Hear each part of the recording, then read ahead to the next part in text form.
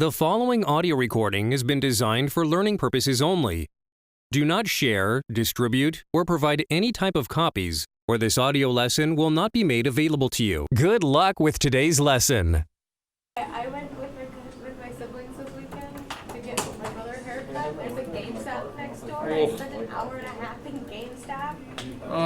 Didn't leave without spending like I've got both. $50. You know how they came out with the little NES and the little Super NES? I've got both of those. I don't have any time to play them. It kills me. I come home, I see those next to my TV. I love it. I just, I even have the new Legend of Zelda game, Link's New Adventures, whatever it's called. Haven't even cracked the seal on that thing yet. I'm so irritated. No time. I'm working for you guys. I just got Majora's Mask. Oh, that's such a great game. Just got Oh, it's such a good Wind game. Waker's the best. Huh? Wind Waker is way up there. I don't know what my favorite I think it's is, the best in my opinion. because Twilight Princess knocked it out of the park for me too. But yeah, I'm a huge Zelda nerd.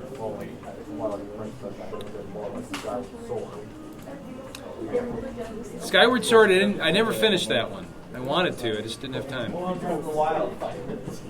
I'm still trying to even learn how to play that one. That is so deep. It just goes on forever. Like, I don't think I've actually done anything in the game, and I've put at least 20 hours to it.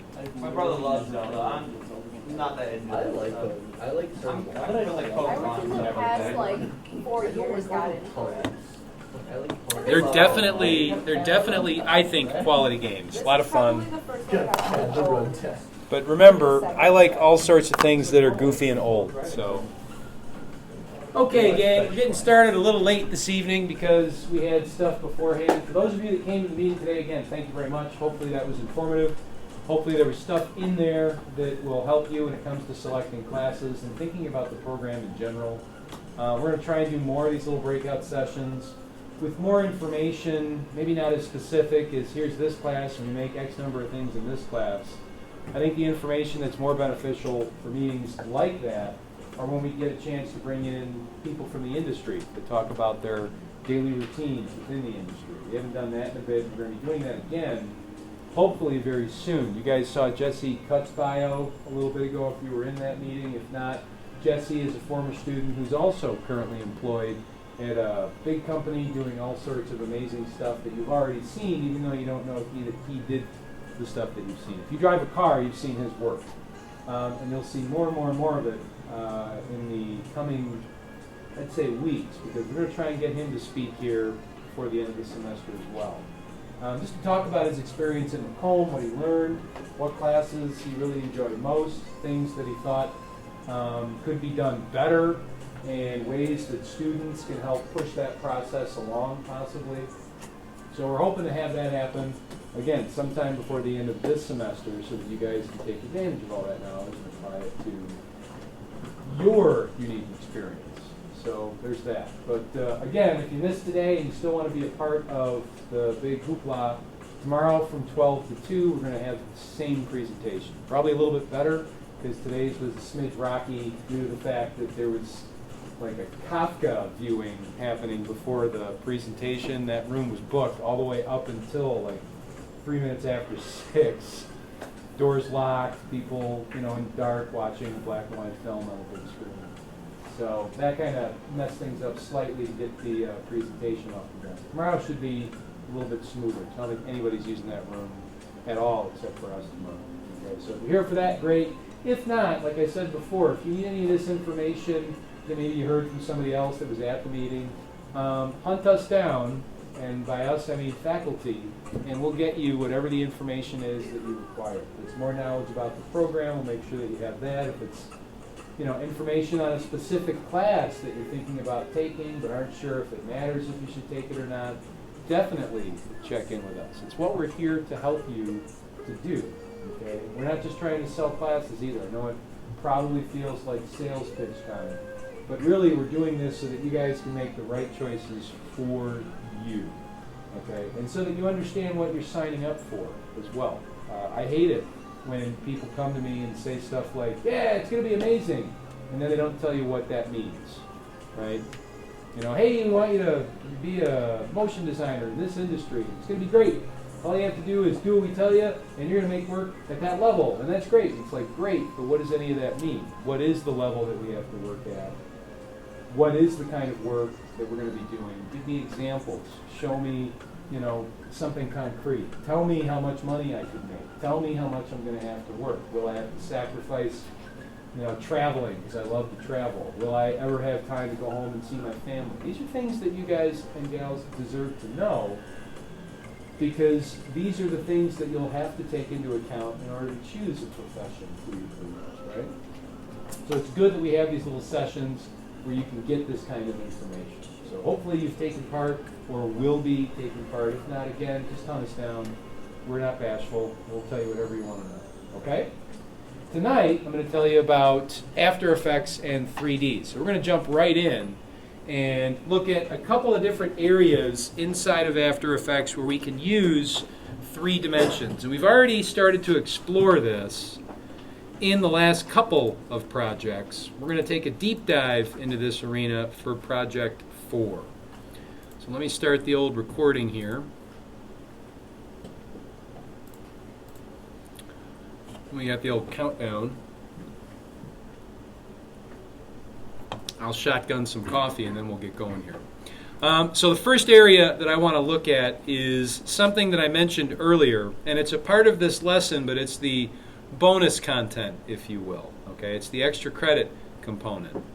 We can bring actual 3D into After Effects without having to render it from another program.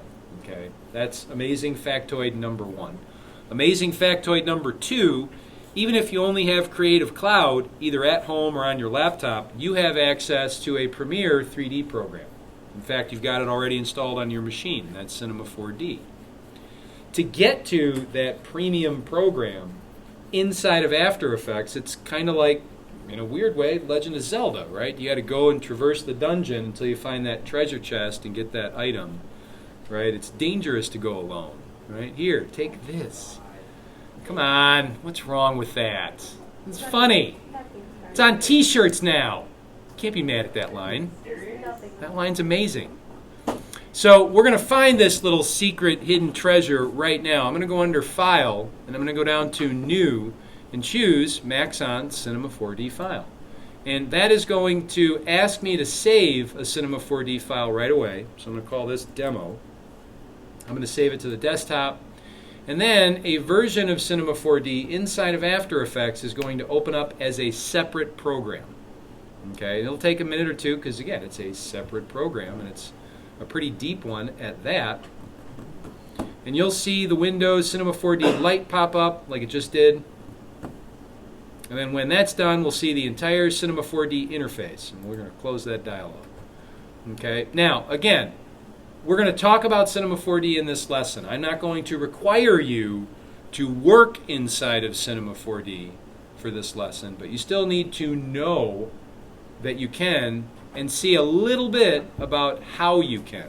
Okay, so we are going to cover this in class, but you are not, I repeat, not required to work inside of Cinema 4D to finish this lesson. Does that make sense?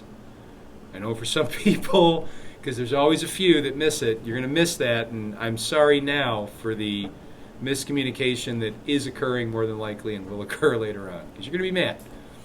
So inside Cinema 4D, we've got a whole new arena of tools, okay? Things that will look familiar and then other things that are going to be completely and totally foreign. And we're going to cover a number of these tools and get you very comfortable with this software. But for now, all I'm going to do is click on this little cube button, and I'm going to manipulate this cube shape because I just want to make an object, okay? So I'm making an object, and I've given it a fillet. I'm going to duplicate this object. I'm going to change the scale in a few key areas here. And then we'll do this again very quickly. For some reason I like this shape because I made one similar to this in last night's class. There we go. Maybe I'm just thinking Zelda, and this has a very original Zelda-esque shape to it. So here's this object. Let's maybe turn this into a tree. Again, I kind of did this yesterday, but I wasn't happy with it. That's a little better. So now we've got this tree-like object, let's say, that we're going to have in our scene. In fact, I'll make a cylinder. I think that'll look a little bit better. There we go. Let's give this some materials, and in Cinema 4D that means color and texture. So we're going to create a material by double-clicking in this little box in the bottom left of our interface. The MAT stands for material. I'm going to double-click this little shader ball, and that's going to bring this window up. And again, you don't have to remember this specifically. I just want to show you how this is done.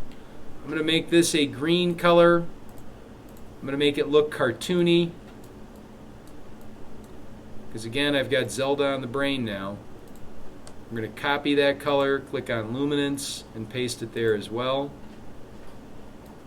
We'll take down the luminance a little bit. And then let's make a wood color. But again, it's cartoon wood, so it's going to be brown, not dirt gray. And that looks pretty good. We'll copy this color. We'll paste it to our color channel. And then I'm just going to drop these little shader balls on the objects that I want to apply this color to. All right? Ooh, look at my little tree. Now I feel like Fro. Who am I thinking of? Bob Ross. Bob Ross, thank you. A happy tree. A happy little accidental tree. We'll put this into a null object, our happy accident tree. And we could duplicate this whole little assembly here if we wanted and make a little forest. Let's go like that. Take our little trees here. And I'm going to make this the size of a typical composition inside of After Effects, which I can do by clicking on this Edit Render Settings button. It's the slate with the little gear icon in orange. I'm going to click on Render Settings and set my width to good old 1920 and height to 1080 so that I have a good old HD size frame that we're working with here. And let's make this 5 seconds. Now if we're working at 30 frames per second and I want 5 seconds, how many frames? My budding mathematicians, what's that? 150 frames. So we're going to make this 150 frames. And then we're going to save our demo. And let's click back on render settings for a second. Let's make this look really clean. We'll talk about all this in more detail later. I'm going to set this to the best anti-aliasing I can for the standard renderer. I'm going to add some AO to this too, good old ambient occlusion. And we'll make this a cool color. And we'll take our ray length down to about 50 centimeters. And what we've got, if I hit the Command R key command to render the viewport, is this. We've got this nice image of these 3 little tree-like shapes that look like they're from a little 8-bit cartoon game, almost Wind Waker-like. Somebody in here liked Wind Waker, so let's save this and pop back over to After Effects. Okay, in fact, yeah.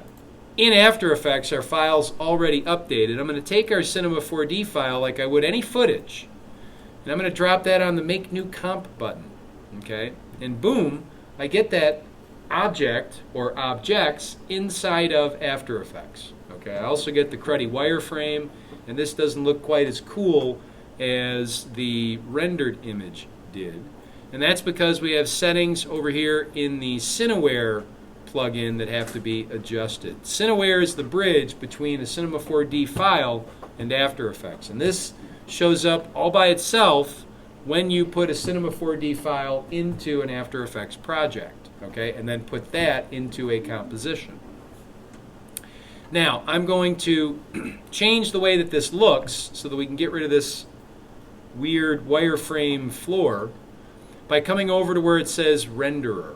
Okay, if you notice, this, with the exception of the black background, because our composition defaulted to a black background in After Effects, looks a lot like this interface right here, right? And that's because it's the same interface. After Effects is merely showing us what Cinema 4D shows us in the viewport. Okay. Now, if I render the viewport, we get a cleaner image with that nice shadow in the cracks. That's that ambient occlusion that I added. Okay. And if I click on these objects, let's just grab all these cubes, turn up our subdivisions here. What's a subdivision, Sean? Don't worry, I'll tell you later. And I'm doing this to my fillets. And the fillets are the rounded edges. Okay, and that looks smoother. Okay. But how do we get this kind of an image inside of After Effects? And the way we do that is by coming over to Renderer and changing this from Software to Standard Final. Now it's going to take a minute because After Effects basically has to render the image, but there we go. And now right inside here, we've got rendered 3D from Cinema 4D. Now, what if I had a camera inside of After Effects and I wanted to try and fly around my goofy forest that I'm beginning to build? Well, then I would have to go up to First Layer and then New and add a camera. And we'll go with a 2-node camera. And of course, we're going to get this warning because right now After Effects doesn't see any native 3D, but we're going to click OK. And if I try to move around with the camera, nothing's going to happen. We're not going to shift the view because I have to click on my Cinema 4D file, go down to where it says Camera, and change this to Comp Camera. And once I do that, now we're using the camera that I just created. Now, why did this stuff jump into the top left-hand corner? Again, you'll find out later. But for now, if I come down to right here where it says Centered Comp Camera, and then I wait, now the camera is going to be readjusted around the material that I created inside of Cinema. Okay?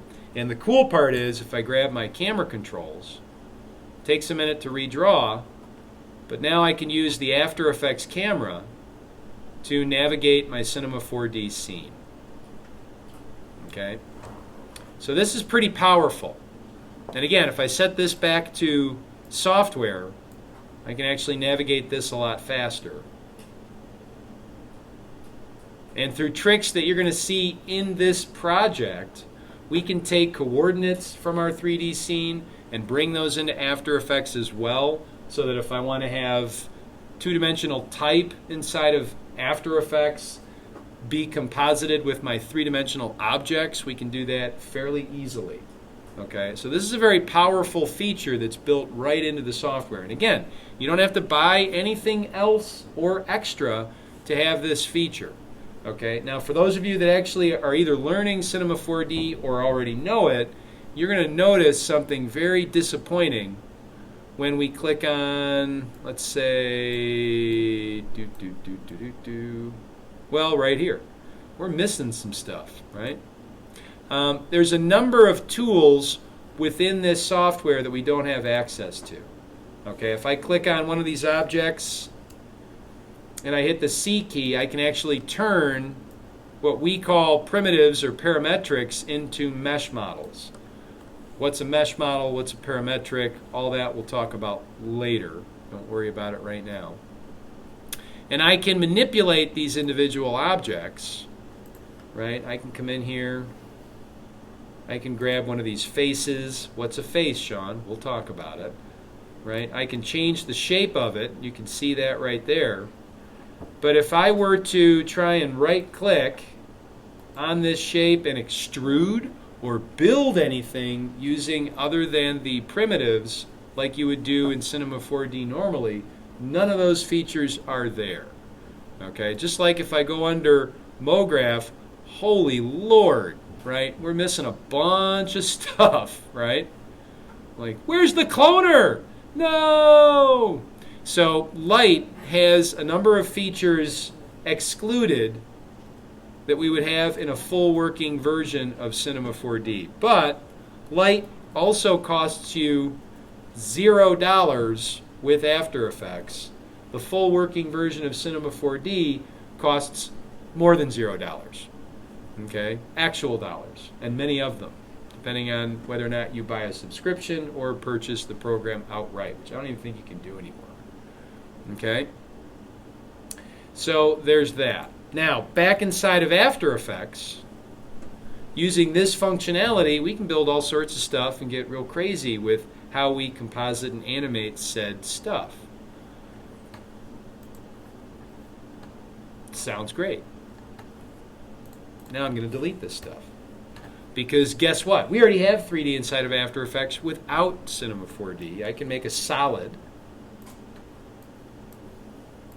We know how to make solids. I can make it a composition size solid. I can turn this into a 3D layer by turning on our 3D switch. I can add a camera. Let's add a 2-node camera. Grab our camera control and pull back on this camera. We're going to jump into Custom View 1 so we can see this from a different angle that's dimensional. I can add a light, right? Let's come under here and add a light. We'll keep it a point light. We'll make it cast a warm light, something like that. And we can even cast shadows. Let's add some fancy type.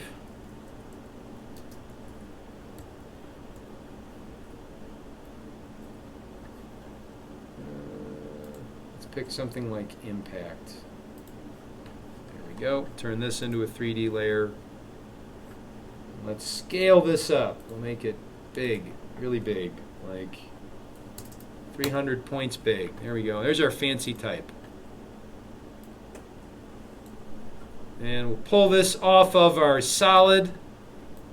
We're going to grab our light, hit the A key twice, turn on cast shadows, and then select our type, A key twice, and turn on casting shadows, and boom, right? Full working 3D with objects that don't require Cinema 4D right inside of After Effects.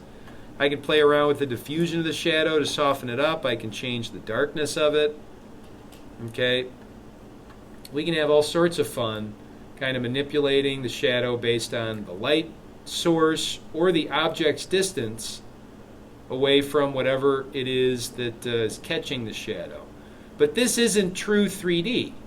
Okay, it is, but it isn't. We call this 2.5D inside of After Effects because even though this is in 3 dimensions, we're still using basic 2-dimensional shapes, right? This fancy type doesn't have a thickness. This solid doesn't have a thickness, okay? So that's cool, Sean, that you've got full working 3D inside of After Effects, but it's really not because, hey, there's no way to extrude these shapes, right? And yet there is. And we're going to delete the type and the solid, and we're going to add a shape layer. So let's come in here and grab the ellipse tool. We'll double click. We'll add a handy dandy ellipse. Change the size to maybe 600. To make it a circle, we're going to go height and width 600. We're going to turn this into a 3-dimensional layer. And we're going to turn this stroke up and keep it a stroke. We can make a fill if we wanted, but we'll keep this a stroke for now. And right up here in the top right-hand corner, we've got this little button that says Classic 3D. Classic 3D is everything that you're seeing right now, being able to work in 3 dimensions, but without the ability to extrude shapes. And if you take a look at Shape Layer 1, our circle, okay, we've played around with shape layers for a bit now, but under here there's this grayed out option that says Geometry, okay? We can't even expand this to see what's under here because it's a big secret, okay? Well, to unlock this little achievement, we're going to come over to Renderer, click on Classic 3D, and we're going to set this to Cinema 4D, like we just saw the software. We're going to click OK, and now we've got geometry options, okay? So let's take extrusion depth, let's turn that up, and we can see that our little bounding box just got wider, but it looks like nothing changed. We're going to take bevel style, we'll set that to convex, and then we'll take bevel depth and we're going to turn that all the way up to 10. Okay? Now we've got a light here and it's shining directly on this front face. I'm going to hold down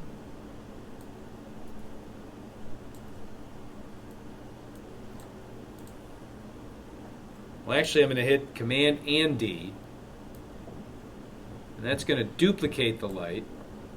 And if we pull this duplicate over to the side, we can see that we actually have an extruded shape here. Okay?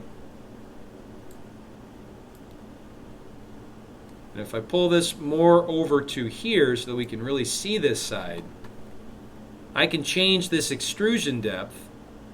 And we can see that, in fact, we are extruding a three-dimensional shape. Okay? And this is right inside of After Effects. Let's go back to active camera view. And let's grab our camera and kind of pan around this little item.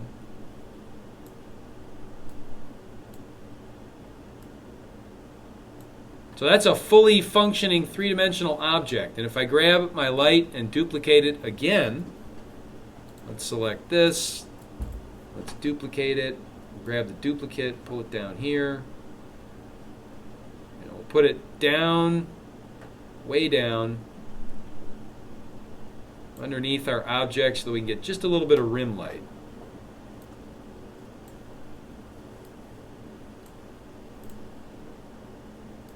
And I'm moving this light around by grabbing its gizmo for each axis, and I'm kind of shifting it back and forth, right?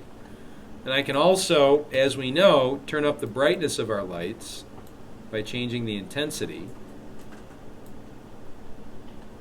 And again, we can cast shadows with these lights, right? And our objects can accept shadows. If I select this and hit the A key twice, I can click on Casting Shadows. And we can see that inside that hole now, there's different shadows being cast from the different lights. Okay? So right inside of After Effects, without anything, we can build and extrude shapes, okay, using shape layers. Now that's cool, Sean, but, you know, I really don't kind of care because, you know, building a circle is not what I would consider to be cool inside of After Effects. What would be really cool is to be able to make something useful like, I don't know, extruded type, okay? And type is not something that we can extrude if it comes from another program, okay? But if it's typed out inside of After Effects,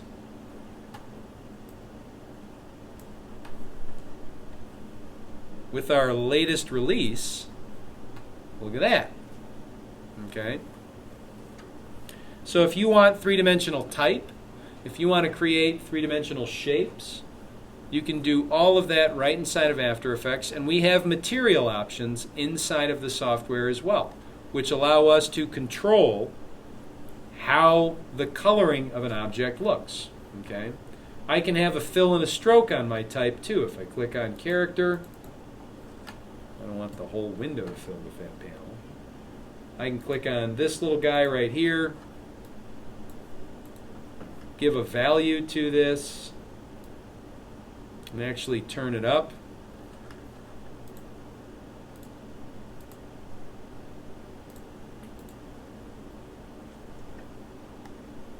We can also cast shadows. I'm going to turn that on as well.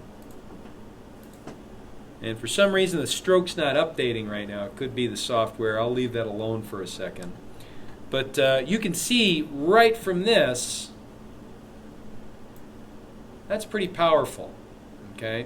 When you consider you'd have to go into Cinema 4D, you'd have to figure out what font you want to use, you'd have to extrude it there, play with all the tools. Here we can do things like add bevels. Bevels are the edges on 3D objects that allow for greater reflectivity. There's our stroke. We had to turn on the bevel option. That's right. Okay. So we can get really fancy with how we utilize this tool, being able to extrude objects right inside of After Effects. And for this project, we're going to do that while getting comfortable with the process. Okay? Now, the process for us is going to start inside of Adobe Illustrator, because instead of just extruding type, we're going to build an actual thing from splines, okay, that we create inside of Illustrator. And then we're going to import those splines into After Effects. Now I'm saying splines because that's exactly what we are creating. Inside of After Effects, when we're working with shape layers, yes, we're using vector shapes, but in any program other than, let's say, Illustrator, Photoshop, and After Effects, we call those paths splines. In 3D, in the world of 3D, Maya, 3ds Max, Cinema 4D, Blender, and so forth, when you're drawing shapes, you're creating splines. Splines are those lines in vector that you can manipulate based on math. Okay? We're going to make spline shapes right inside of Illustrator, and we're going to bring those shapes into After Effects and then extrude them. Okay? So we're going to create a new document inside of Illustrator.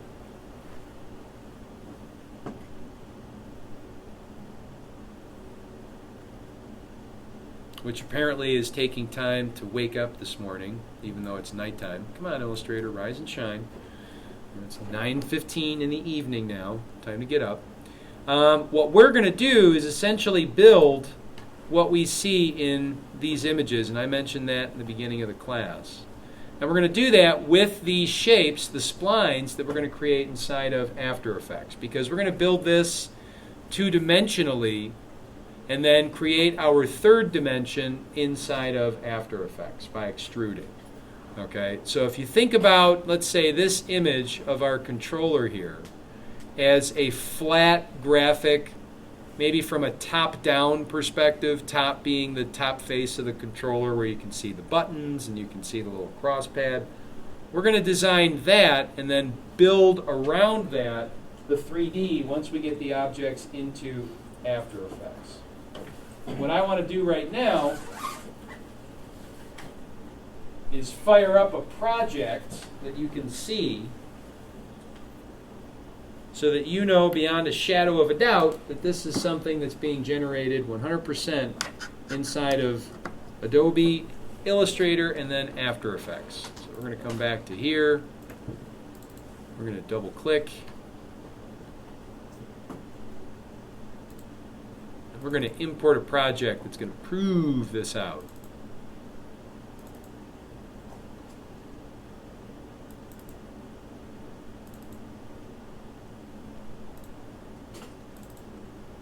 There we go. Boop, boop, boop.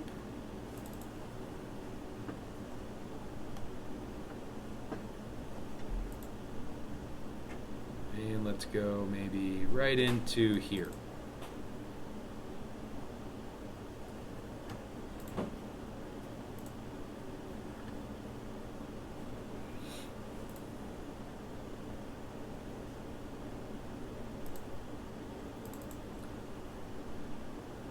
And right here is an object that was extruded inside of After Effects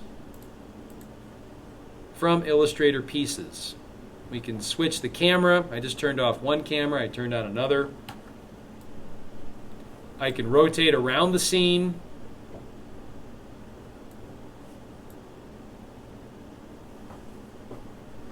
And these are all shape layers that you're looking at right here that make up the object. As I roll over them, you can see them highlighted.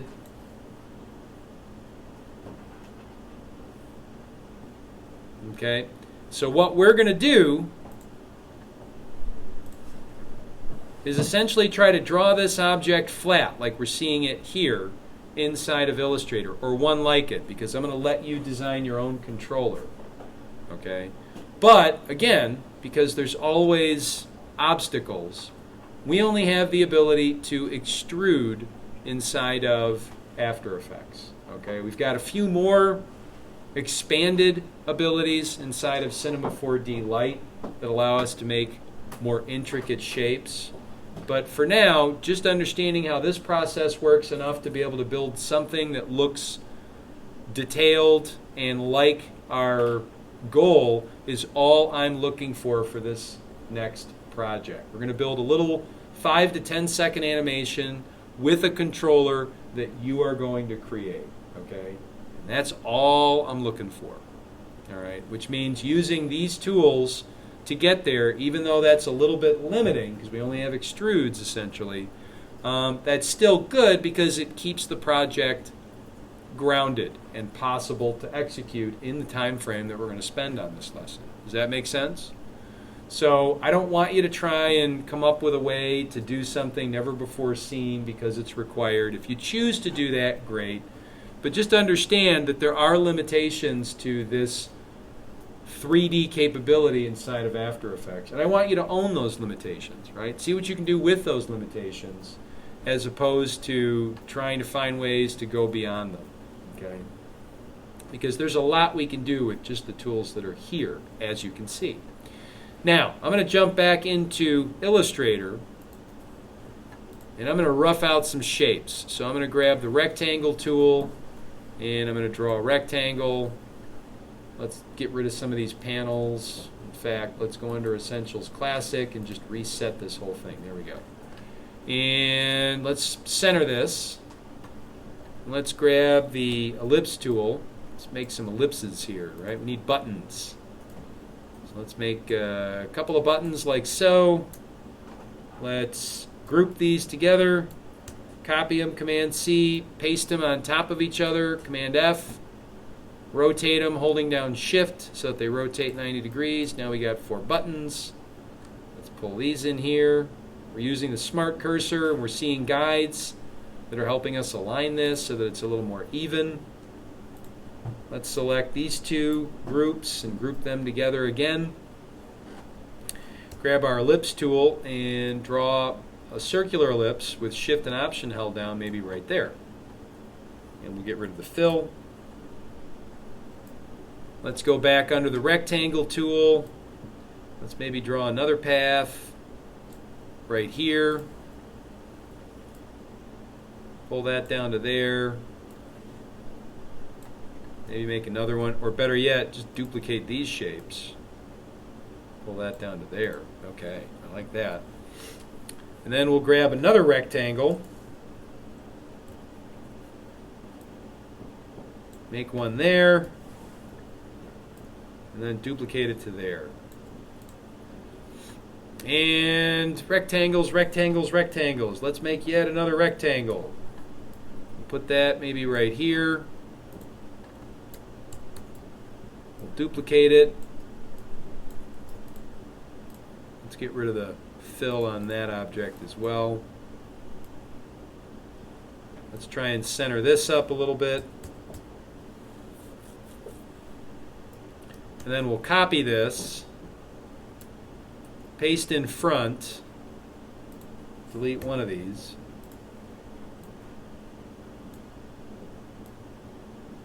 Then we'll thin this up a little bit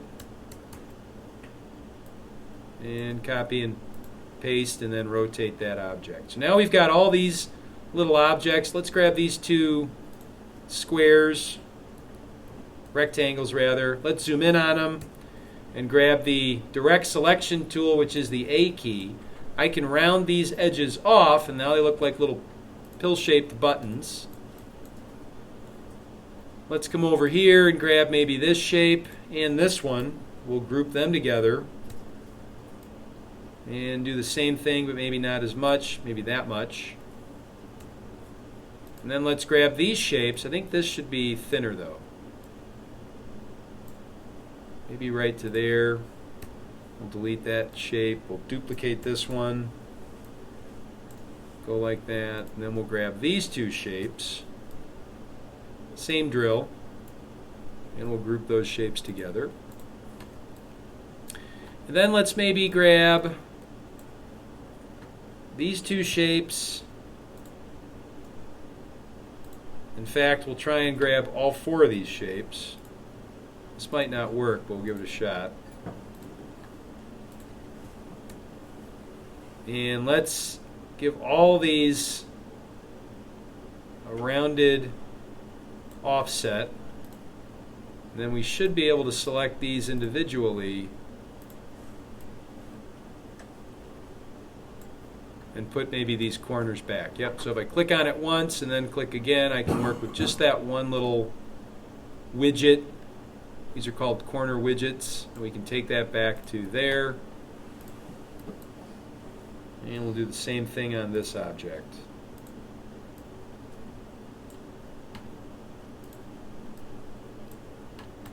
There we go. So now we've got this. And let's maybe grab our controller items. We'll select them all. And just make sure that they look balanced, and they do. They look balanced. I like that. Maybe we'll take this shape, copy and paste it in front, and make this a little bit bigger. That looks pretty good. And let's round these edges now. So we'll round these a little bit, and then we'll select this outer edge and round that too. Okay. Rounded edges, really important. You'll see why in a minute. So let's take this. We've just built this, and let's move it into After Effects. And this is the point where somebody should go, excuse me, Sean, and tell me what I missed.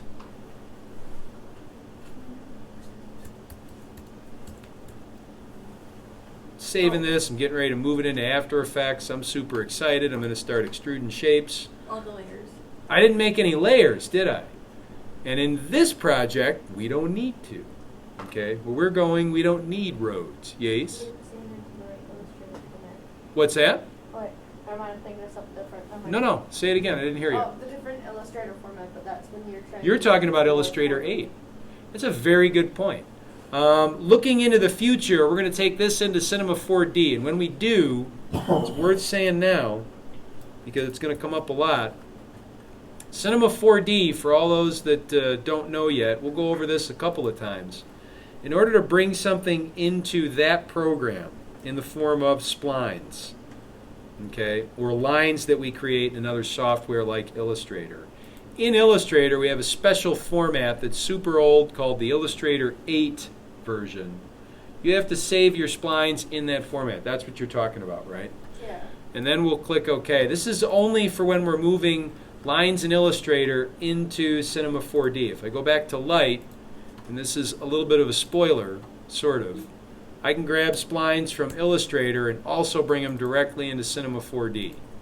Okay, but to get that to happen, like we just did, we have to have the right format, and in Cinema 4D, only Illustrator 8 is compatible. I have no idea why.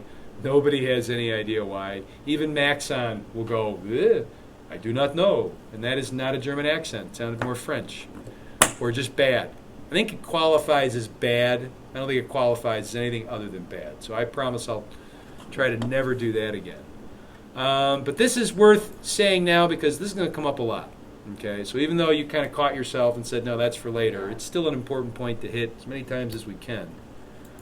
Inside of After Effects, though, we can get any version of Illustrator into the software. And now that we have that file, I'm going to go to the desktop. I'm going to grab my Splines Illustrator file. I'm going to import that as footage. Then I'm going to drop this into a composition. Okay, now we've got these dots because I missed those layers. I'm going to have to select all of my layers. I must have hit the wrong button and quit the program. That was smart. Somehow I hit Command Q instead of Command A. That's the equivalent of hitting the wrong note on your instrument, right? So I just pissed off everybody else in the pit band right there.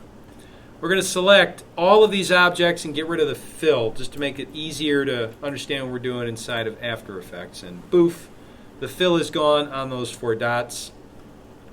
If I turn off the black background, there's my splines.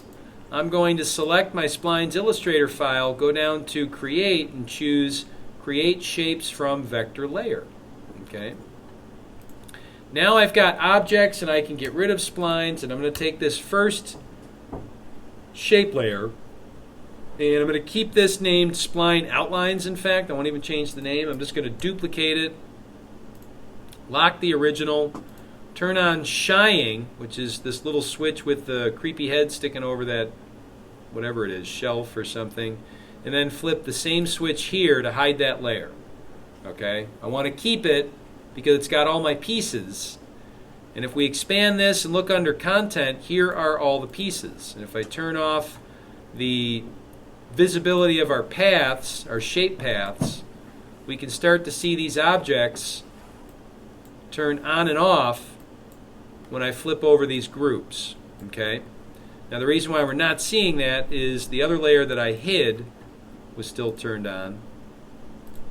So now we can see it a little clearer. Right? Each and every one of these groups is a separate part of the overall model. Okay? So what we're going to do first, what we would normally do is we would go through and name all of these groups. Okay, I'm going to skip that to get to the good part. And I'm going to turn off all of the groups down to the very bottom one, which should be the outer shape. So next to bottom one, this one. Okay?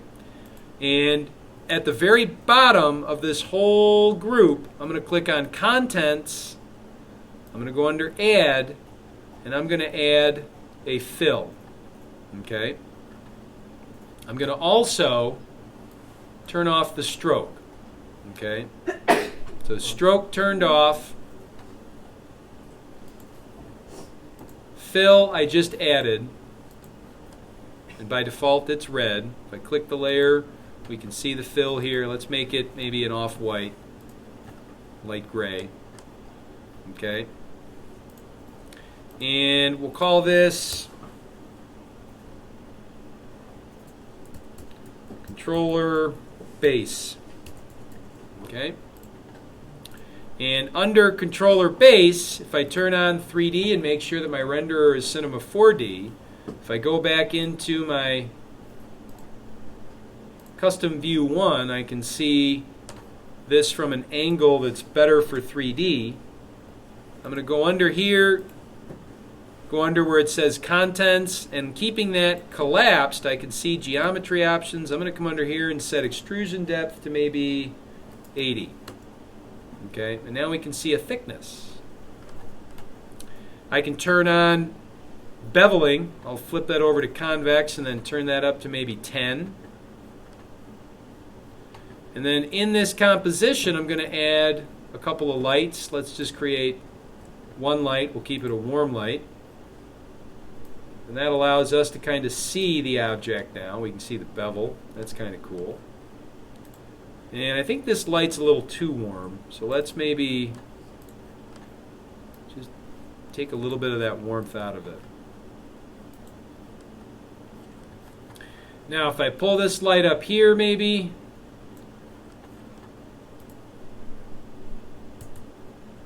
double click it, hit the A key twice, turn on cast shadows, and maybe turn up diffusion in just a little bit, maybe 10 pixels. Now this light's kind of ready for what I want to do using multiple lights. I'm going to take this same light, duplicate it again, grab our widget, maybe move this light over here. Okay, so now we've got this side highlight that's happening. And we can up the intensity a little bit maybe. Play with the color, we'll do that in a little bit. Right, we've got fall off that we can play around with. And now we're going to go back to controller base, and here's where it gets fun. I'm going to duplicate this layer, and let's call this duplicate controller circle. Okay, so return key to open up the name field, we'll call this circle. Let's go under here, let's go under contents, and remember all these shapes are here, we just don't have them all turned on. Only one's turned on for now. Let's turn on a different one. Let's turn on maybe not that one or that one, because we can see the outline of it when we've got our cursor over the visibility icon. I think it's going to be that one. There we go. So let's turn that on, turn these off. And let's grab our circle layer, let's bring up position, and maybe pull this into the negative, we'll go 10. Let's go a little bit further here. Did I turn everything off? I'll bet you I turned everything off.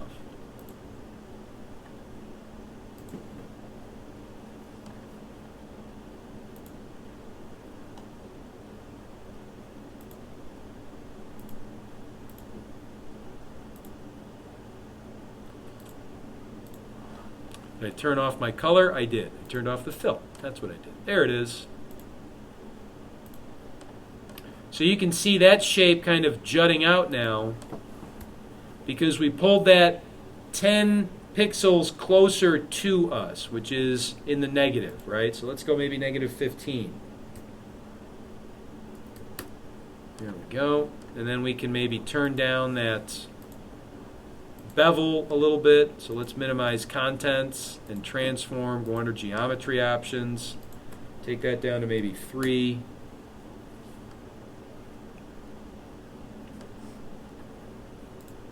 And we can maybe play with the material by changing the color. Let's click on our fill, maybe make this a little bit darker. Okay, or lighter. Actually, I think lighter would be better. Let's go a little bit lighter. Yeah, that looks nicer. And we'll take this down to maybe 0.5. Really tighten up that bevel. And it's catching a lot of light on this side. We can play around with reflectivity. I'm going to take this light and maybe just pull it back a little bit. And then this light, I might pull it this way a little bit as well. There we go. That's a little nicer. And now let's take controller circle. Let's duplicate that. And to make this quick and simple, I'm just going to call this buttons, or controller buttons. We're going to go under contents, and we'll turn off group 11, and we'll turn on, I think, all 4 of these options. There we go.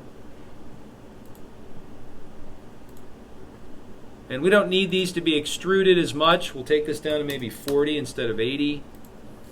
We'll bring up the position, maybe set this to negative 30. Maybe a little further than that, maybe negative 50. That looks pretty good. And then we'll go underneath geometry options, turn up our bevel depth on these buttons maybe. Maybe 5 is better. It's pretty thick. And let's change our color. They're pure white right now. Let's maybe make them red. There we go. And those look a little too far pushed outward. Let's maybe go negative, let's go back to negative 40. That's better. Okay. Is that making sense so far? So we can take these shapes that we already have in this one layer, turn them on and off, and build up our object from these shapes. Let's take this one. Let's call this stripes.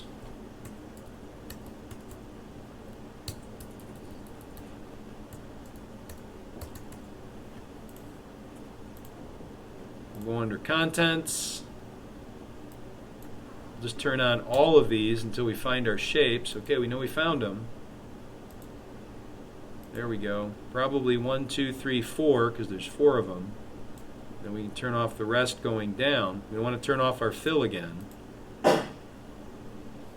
And then we'll select this layer, we'll take our fill, make it maybe a dark gray, or just gray. Maybe that's too dark.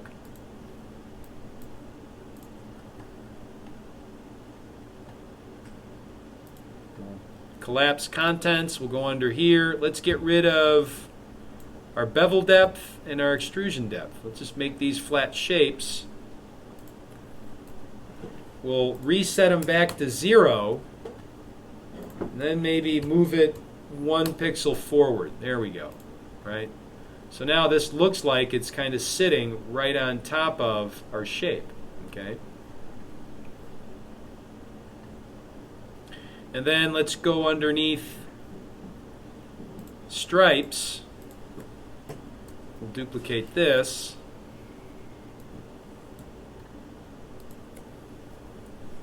And we'll call this maybe front face.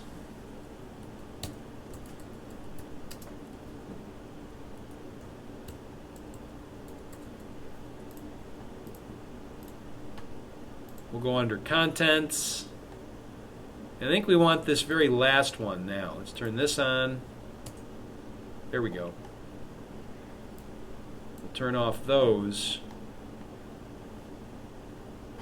And then we'll set this to a value maybe a little bit lighter, or a color. Let's pick a color.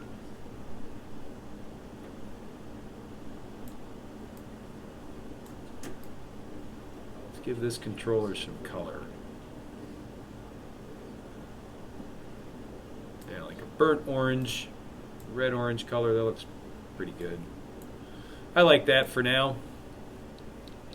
And we'll add a stroke maybe to this edge.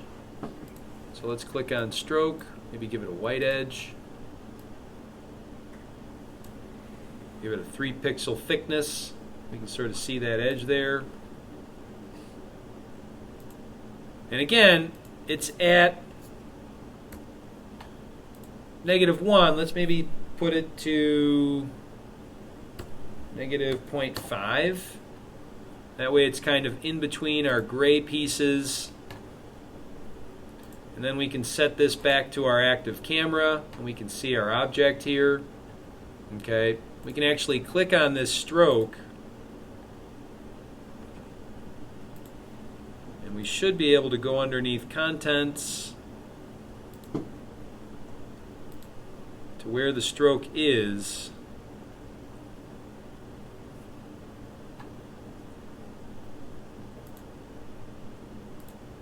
And play with it using our shape layer controls. So if I come under here, I've got all sorts of controls that I can kind of play around with here. I can, make this a round cap, which won't really matter on this shape. But if I wanted to add dashes to this line for whatever reason, I could do that. Right? I could maybe make the dash set to 0 and turn up maybe a gap. Maybe not that far. And then if I make this stroke a little thicker, now we've got like this cool dot pattern that kind of runs around. If we wanted to do that. Okay. So we can get fairly creative and playful with our shape layers because they're all interacting at the same time. Okay, whether they're 3D or 2D. Okay, they have dimension and thickness just because they're shape layers and they're turned on to the 3D Cinema 4D extrusion interface. Okay, so now let's add a camera. And let's click OK. Let's turn this a little bit. Kind of like that. We'll grab our 2 point lights. We'll do what we did before. We'll make sure that Cast Shadows is turned on. And then we'll grab our layers here. And we'll make sure that Cast Shadows is turned on for these as well.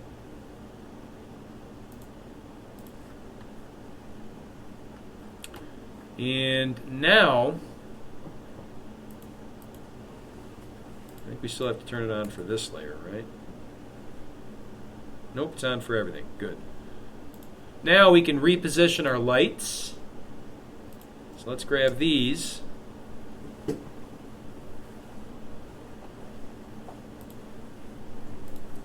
Let's back up, grab our first light. Maybe move it along the X this way slightly. There we go.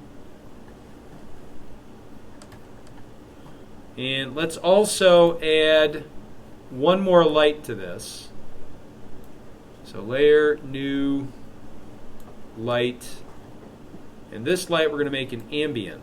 Okay, we got a lot of dark areas because it's a three-dimensional interface that we're working in. So if I were to turn off all the lights in here and close the door and make sure that nobody had any phones on and exposed or screens on of any kind, the room would go to total blackness, right? But in the real world, you'd have screens on your phones. They would be giving off light. A couple of monitors would be on like they are right now, okay? which means that you'd still be able to see your way around the room even if the main lights were turned off and the screen was turned off. That's called ambient light. Okay, so we're going to make our own ambient light. I'm going to make a cool colored light, make it fairly dark, and I'm going to take the intensity down to about 40. Okay, and an ambient light does what you just saw. It just kind of lightens everything. Okay, it puts that light that you wouldn't see, right? See how if we look at this object right now, let's put a dark background back on. Okay, we'll turn off the ambient light, and we're just seeing the flat object with no light on it. And inside of After Effects, it looks like this. But in reality, it would be completely and totally blacked out. Okay? With the ambient light, we can see just a little bit of color everywhere. We can make out the object still. Okay? And the higher the number for intensity, the more objects that we can see. Okay? We can see the diffuse quality of these objects. Okay, so we'll use ambient lights so that when we use regular lights in conjunction with them, we get objects that look more realistic, okay, at least inside of After Effects. Now, if I grab my camera, you can see that I can move around this object, right? I can move the camera around this object. We can go behind, we can go in front.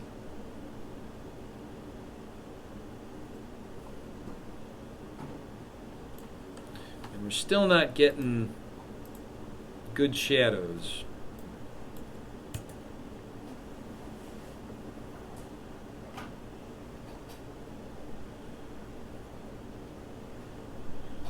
It looks like everything's turned on, so it's probably just my light positions. I'm not going to play with those because I want to end this as quickly as I can. And what I want to show you next is the final piece to this puzzle, okay, which is this. We're going to add a null object because, again, I can float my camera around the object. What if I want to animate the object itself, right?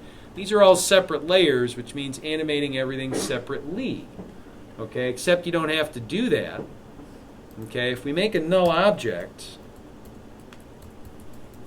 we make it 3D, it's going to land right in the center of the scene where our model is, okay? We might back it up slightly so it's in the center from a depth perspective as well, because our base is about 80 pixels if memory serves. So this should move maybe 40 in the Z, positive 40. There we go. And what we're going to do is we're going to take all of these pieces and we're just going to parent them to the controller. Okay, now as one big item, I can move this controller around. Okay, I can rotate it, all using the null.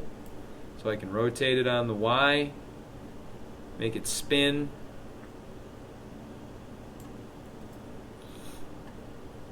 I can rotate it on the X. So if I want to tilt it up, okay. And I'm just doing that from this one controller. Right? We can get into the buttons, right? I can grab this button, I can bring up position, I can move this back and forth. It's all 4 buttons at the same time, so it's going to look a little weird.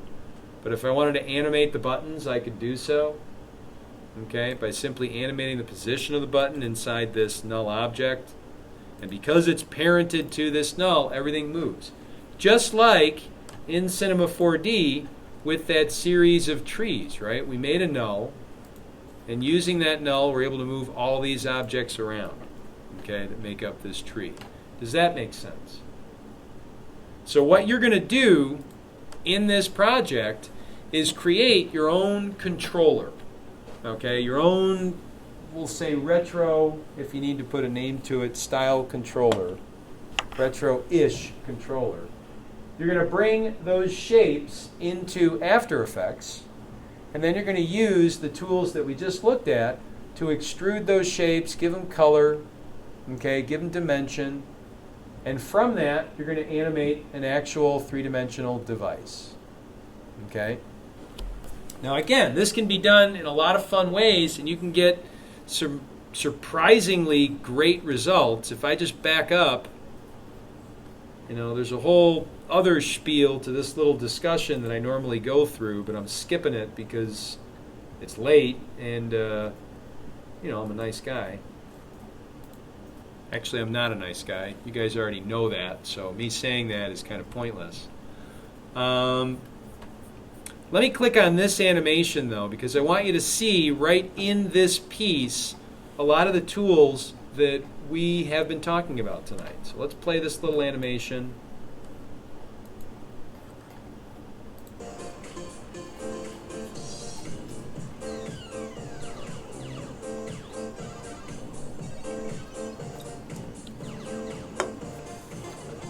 So this is After Effects and Cinema 4D Lite, and also a little bit of Cinema 4D as well. But that looks familiar, and hey, so does that.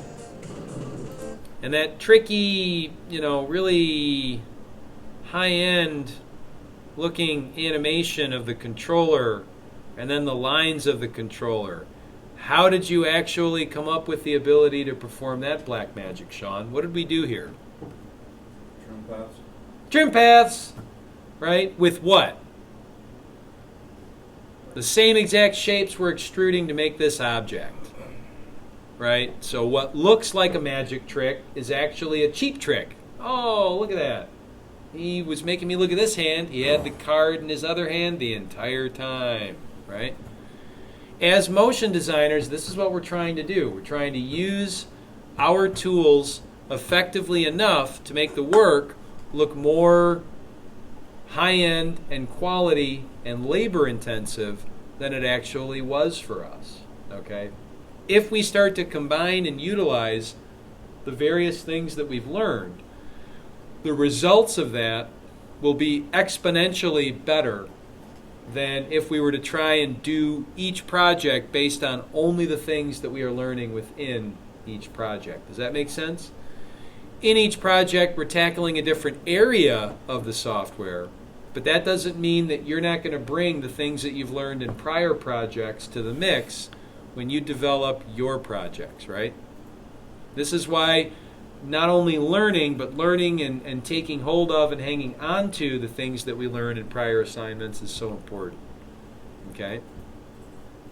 So there you go. So let's finish this off. Sean has a real 8-bit problem, right? And then our switch, we're going to take a look at this switch because that was built using Cinema 4D Lite. Okay, and you're going to see how to take the very same shapes that we can generate inside of Illustrator and bring them into Cinema 4D Lite and make models that we can animate right alongside 3D inside of After Effects and then 2D as well. Like we've got these two-dimensional trim path shapes that we're animating. We've got two-dimensional, Galaga graphics that are happening right here on top of three-dimensional items, and it's all being composited together because it's easy enough to do so using Cineware and After Effects and a few other tools that we'll look at as well. Okay, but this is what we are pushing toward because in the industry, this is what everybody wants. As motion designers, you're going to have to know a little bit about 3D, whether you want to or not, because as motion designers, you'll be required to work in 3 dimensions. It's just part of the job. Okay? And again, there's a big spiel attached to that usually. I'm going to cut that short just because I'm a nice guy. And if you've been here for a bit and you were at the last meeting, your ears have to be bleeding by now.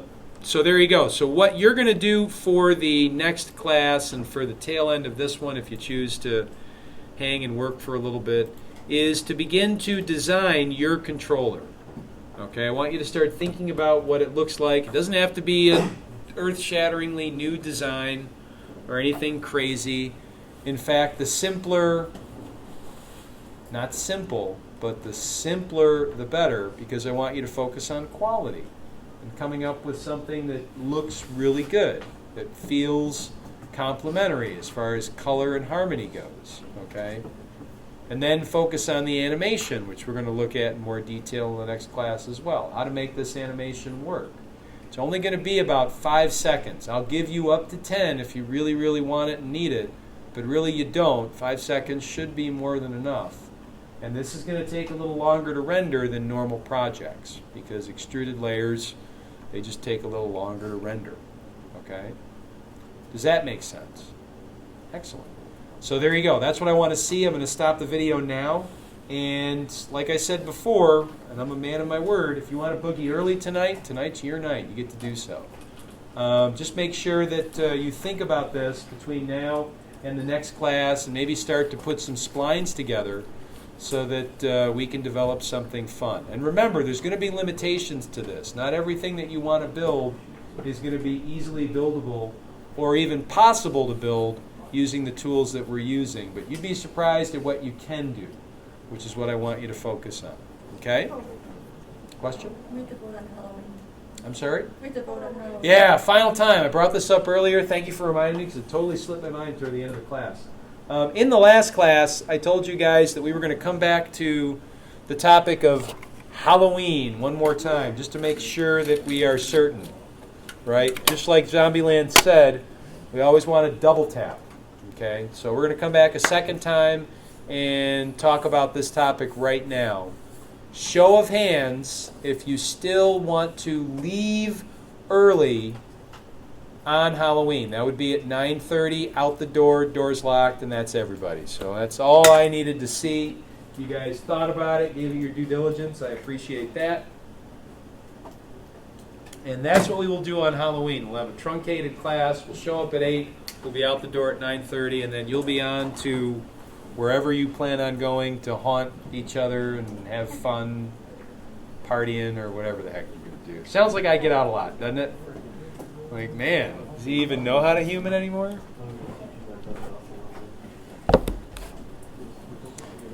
And we'll get this video up on Vimeo as soon as possible. Good luck with today's lesson.